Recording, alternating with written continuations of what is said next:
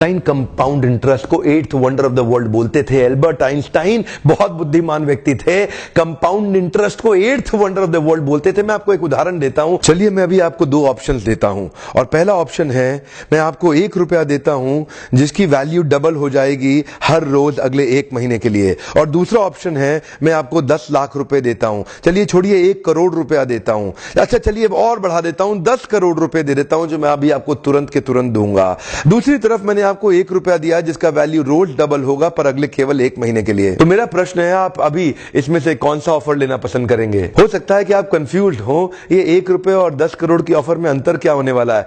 तो समझने के लिए मान लेते हैं कि मैंने 10 करोड़ रुपए रख लिए और आपको 1 रुपया ही दे दिया केवल। देखते हैं कि 5 दिन के बाद क्या होगा। 5 दिन के बाद मेरे पास 10 करोड़ रुपए है पर आपके पास डबल होते होते 16 रुपए हो गए। 10 दिन के बाद मेरे पास तो 10 करोड़ रुपए हैं पर वो बढ़ते बढ़ते आपके पास 512 रुपए हो गए। 20 दिन के बाद मेरे पास अभी भी 10 करोड़ रुपए हैं पर आपके पास बढ़ते हुए 5,24,000 रुपए हो गए।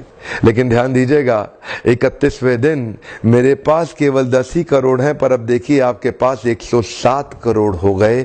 इसी को कहते हैं कंपाउंडिंग इफेक्ट, जिसको कि कंपाउंड इंटरेस्ट बोल के एल्बर्ट आइंस्टाइन ने 8वां अजूबा बताया था। शुरुआत में आपको 1 रुपया कम लग रहा था, पहले 5 दिन तक भी कम लगता है, 10 दिन तक भी कम लगा, 20वें दिन तक भी 1 रुपया बहुत कम लगा, लेकिन 31वें दिन बहुत बड़ा रिजल्ट आ गया। इसीलिए मैं कब से कह रहा हूं small 90 days will create tall 9 months. Come on, small 90 days will create tall 9 months. शुरुआती रिजल्ट छोटा होता है, बहुत छोटा होता है, इसीलिए व्यक्ति एफर्ट नहीं करता। जितने बड़े एथलीट्स थे उनको भी शुरू में रिजल्ट नहीं मिला। मैं एक यूट्यूबर हूं, आपके साथ एक मोटिवेशनल स्पीकर। इस ट्रेनिंग इंडस्ट्री में जब मैं शुरू में आया था हमारे कॉम्पिटिटर्स बहुत स्टॉलवर्ड थे, वो बहुत बड़े बड़े थे, मैं बहुत छोटा था। वो लोग फर्स्ट मूवर थे लेकिन मैं फास्ट मूवर था। वो लोग फर्स्ट मूवर थे, मैं एक बहुत फास्ट मूवर था और मैं बहुत तेज चला।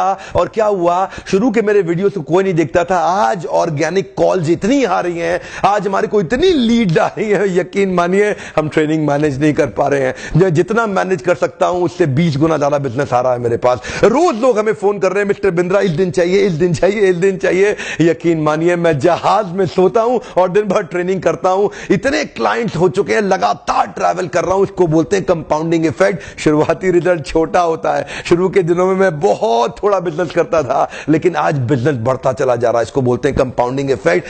पहले 90 दिन की तैयारी बहुत अच्छी चाहिए, अगले 9 महीने बहुत बड़े हो जाएंगे। लेकिन चक्कर क्या है, शुरुआती रिजल्ट छोटा होता है इसीलिए आप छोड़ भी देते हैं। शुरुआती रिजल्ट मिलता नहीं है इसीलिए आप छोड़ भी देते हैं। यही शुरुआत है, जब स्पीड बहुत बढ़ानी पड़ेगी। कई लोग फर्स्ट मूवर होंगे पर आप फास्ट मूवर बन जाइए, वो फर्स्ट मूवर अपने आप पीछे हो जाएंगे। शुरुआती रिजल्ट छोटा होता है, इसको बीट करिए। इसी पहले 90 दिन में अगले 9 महीने की तैयारी कर लेनी है। आज आपको एक स्टोरी बताता हूं। एक बार की बात थी, एक राजा थे जो बहुत ही दयालु, बहुत ही कृपालु थे और अपनी प्रजा को कुछ भी देने के लिए तैयार रहते थे। एक बार वो शतरंज खेल रहे थे और उनकी प्रजा में से एक साधु उनके पास आए, बोले राजन मैं आज आपसे कुछ मांगना चाहता हूं। राजन मैं आपसे आज कुछ मांगना चाहता हूं। तो राजा बोले मांगो। साधु क्या चाहते हो, मांगो। बोले राजन मुझे कुछ ज्यादा नहीं, कुछ अनाज के दाने चाहिए। राजा बोले तौहीन, आप मुझसे कुछ भी मांग सकते हैं पर आप ऐसा क्यों कर रहे हैं, आप केवल अनाज के कुछ दाने मांगेंगे, कुछ भी ले लीजिए ना आप मुझसे। साधु बोले नहीं नहीं राजन, कुछ ही अनाज के दाने चाहिए। बोले कितने चाहते हैं आप?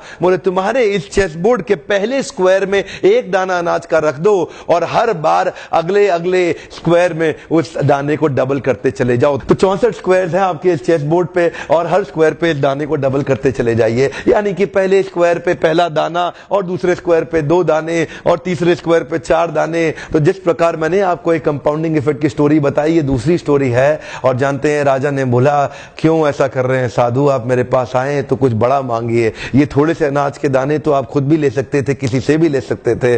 साधु बोले राजन या तो अनाज के दाने दो या मैं चला।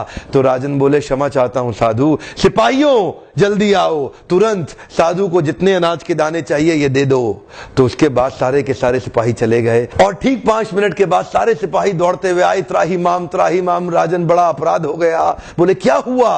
राजन वो जितना अनाज मांग रहे हैं उतना अनाज तो आज तक पृथ्वी में उगा ही नहीं। क्या राजन, वो साधु बुद्धिमान है, वो जितना अनाज मांग रहा है इतना अनाज तो पृथ्वी में कभी उगा ही नहीं। क्या बात कर रहे हो, कितना मांग रहा है? तो जरा सामने देखें, ये डबल होते होते होते होते और ये जो सामने फिगर आ रहा है ये शायद मैं अभी पढ़ नहीं पाऊंगा। इतना अनाज उसको चाहिए था और इसका 1/4 अनाज भी 10 माउंट एवरेस्ट को कवर करने के लिए काफी है। ओहो, मैं तो कब से बता रहा हूं, शुरुआती रिजल्ट छोटा होता है, बहुत छोटा होता है, दिखता नहीं है, इसीलिए